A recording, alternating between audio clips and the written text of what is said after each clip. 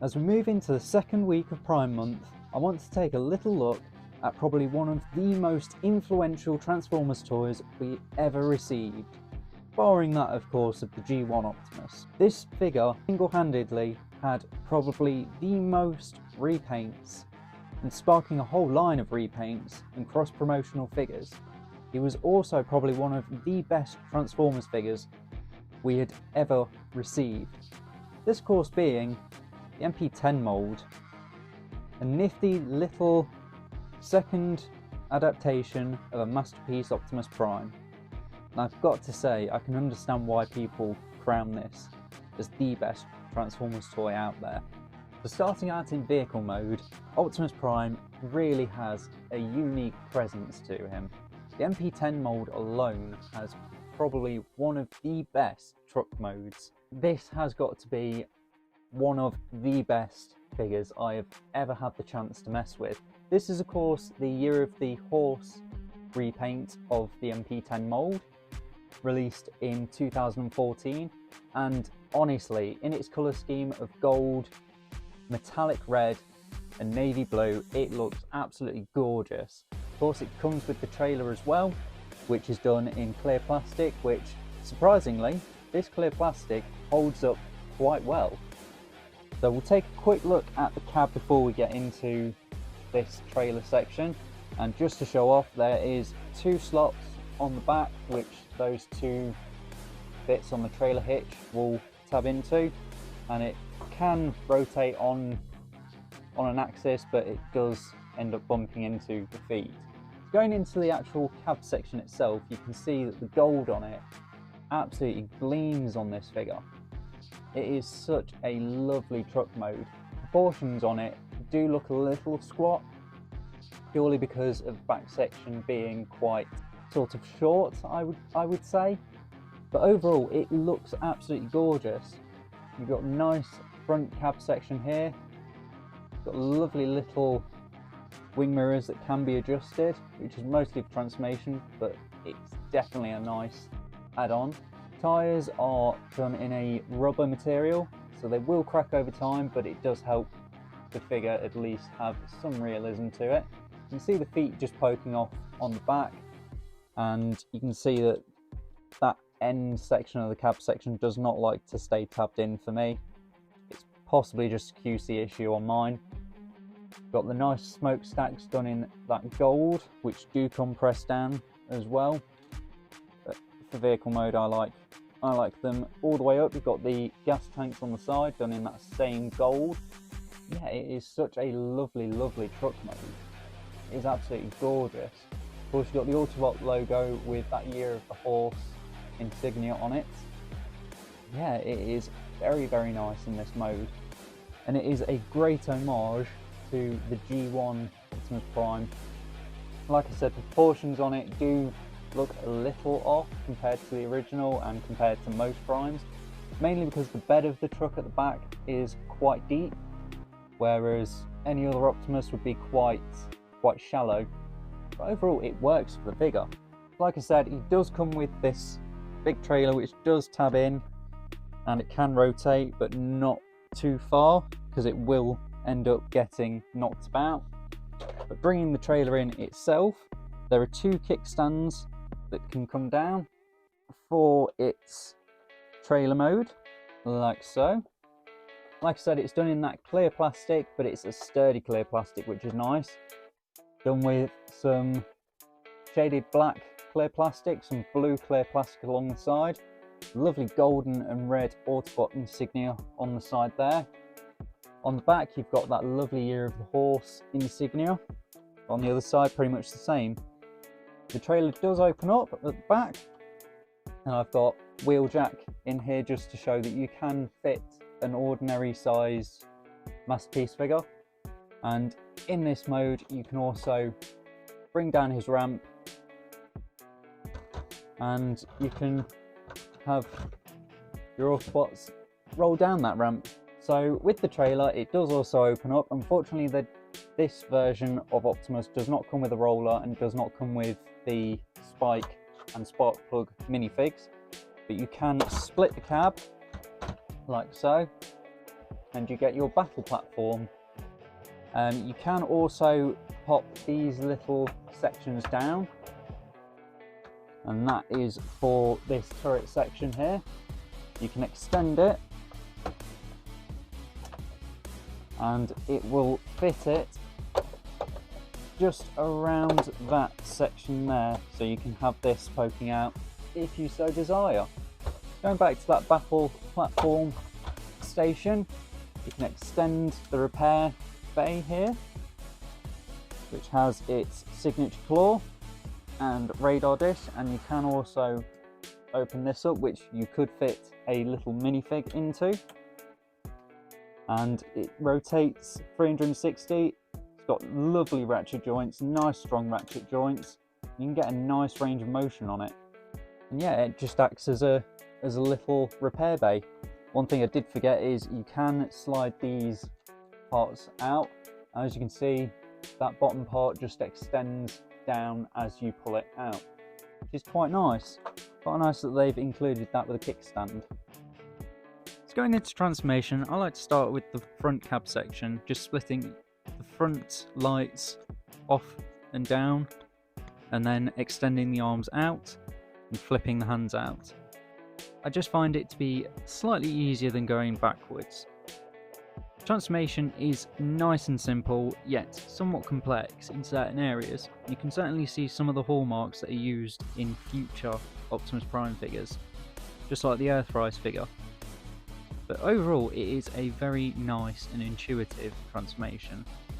Certain pieces on it don't like to hold in vehicle mode and going back and forth from robot to vehicle, but it is a very, very nice transformation nonetheless.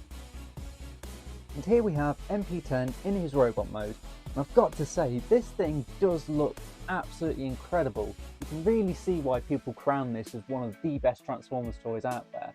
I mean, he really does showcase G1 Prime's best features. Of course, in this colour scheme, it is even better with that metallic red, the metallic navy blue, nice metallic highlights on these bits down at the bottom, and the gold. It really does make this guy pop.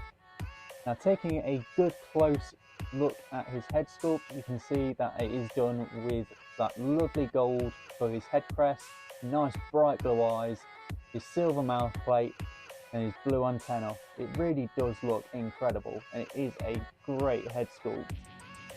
It is absolutely gorgeous. Of course, he has his chest pecs, his window pecs, as he always does, his smokestacks on his shoulders, the two insignias, one for the Year of the Horse and his stamped one, which will always be on the mp-10 figure. Going down to his waist, he's got some lovely translucent red plastic covering some detailing in there, which you can just about see with a bit of glare from the lights. Going down to the legs, he's got that, like I said, got that gorgeous navy blue metallic on those bits there. He really does look like an incredible Optimus Prime. Here's the G1 Optimus Prime, and you can really see where this figure shines. It is such a lovely update to that original G1 Optimus Prime figure. And probably one of the better parts is the fact that he scales really well with some of those earlier Masterpiece figures, as well as some of the newer ones. Now, going into articulation, this guy has plenty. His head is on a lovely universal, so you can get a nice up and down at the head. Lovely 360 as well on that head. The shoulders can extend, so you've got a nice up and down, as well as a 360 at the shoulder. Got a lovely bicep as well. Oh, you've also got that transformation joint there, which is a slight butterfly if you so want to use it. Going back to his elbows, you've got that nice bicep swivel there, which is 160, 90 degree on the elbow bend. The fist can rotate. His fingers do open and close, and his trigger finger is on a separate hinge, so you can get a nice bit of extra movement there. Going down to his waist, you've got a lovely 360 thanks to transformation. His hips are on universal, so you can get a nice range of motion, nice spread, as well as a back and forth, which is on a lovely ratchet joint. It's also got a nice swivel there at the hip. His knees have got a lovely double bend, or lovely bend back and forth. You've also got a lovely rotation there at the knee. His feet do have an ankle tilt up and an ankle tilt to the side. So overall you can get some really nice poses on this guy. Now there are a couple of accessories that do come with this guy. Unfortunately I have misplaced his ion blaster, but that will store in the back cavity here, which is quite a nice bit of storage, and the barrel will just poke out of the bottom there. Yeah, unfortunately I don't have the ion blaster. It is somewhere in my parts bin somewhere. The other accessory that he does come with is his iconic Energon axe, which does have a little imprint as to where the hand will go, and that will just fit over his fist. You can rotate that round, and he's got his Energon axe, which is pretty cool, and he looks really good with that. The other accessory that he does come with is his famed Matrix of Leadership. Opening up his chest panel, you can open up this part, and this other part underneath is a bit stiff to get open, but you will be able to get in there. And you have his Matrix chamber, which makes it, the Matrix itself does come out. Unfortunately it's being a bit, there we go, unfortunately it's being a bit stiff. And this is just done in a nice bit of die cast with silver, a lovely bronzish gold, and that lovely green gem in the center. And it is a gorgeous looking Matrix, and that just fits right back in his chest. Now you can have his repair bay as a standalone thing for Prime, and it will just stand up and you can repair Prime if you so want to. And it doesn't like to hold. Fortunately the joints on that part at the top, that repair bay, doesn't quite like to play ball with me. Prime, I swear you have a Jesus complex.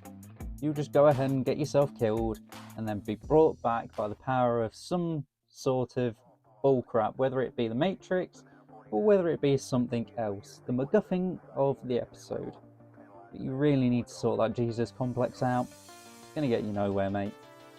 Now, I wouldn't exactly say that I'm the biggest fan of Optimus Prime. Well, Optimus Prime in general. Unfortunately, I feel that his whole presence within the Transformers continuity is a bit much. I'm very much one of those people that does enjoy seeing the odd unusual leader, such as Starsaber, but honestly, you can't help but love a good Optimus Prime toy. I mean, mp-10 really does showcase where Hasbro wanted to go with the Masterpiece line, and the significance of this figure within the toy line is undoubtedly a key part in what made a lot of those modern figures that we enjoy today. The engineering on this guy alone sparked a lot of what we have, and you can't help but love this guy for that. I personally can't. But overall, it is such a good representation of a Prime figure. It is absolutely gorgeous. I would definitely recommend picking this up over an MP44.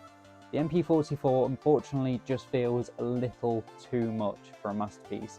Yes, it's cartoon accurate, but as it goes as a toy, it doesn't really fill the criteria for me. Whereas this guy certainly does. He's fun to transform, he looks the part, and it's just a great Optimus Prime toy. That's been my look at the mp-10 mould. Honestly, I do really like the guy. It is such a lovely figure, and I would definitely recommend anyone who has the chance to pick one up to go ahead and get it. Whether it be one of the myriad of repaints, or whether it be the original. He is honestly gorgeous. That wraps up week 2 of our Prime month. If you did enjoy this video, then don't forget to smash that subscribe button, and I'll see you for next week's video, where we take a look at probably one of the most notorious Optimus Prime figures, the G1 Prime. If you guys enjoyed this, then why don't you head over to Leicester Vintage Toy Shop channel. and check out their Toy Shop on Tour series as we follow Joe and Gav's adventure around the UK and Europe, exploring new toy shops and collecting some old toys. Action figures, Dolls, Star Wars, weird stuff, Transformers, monsters.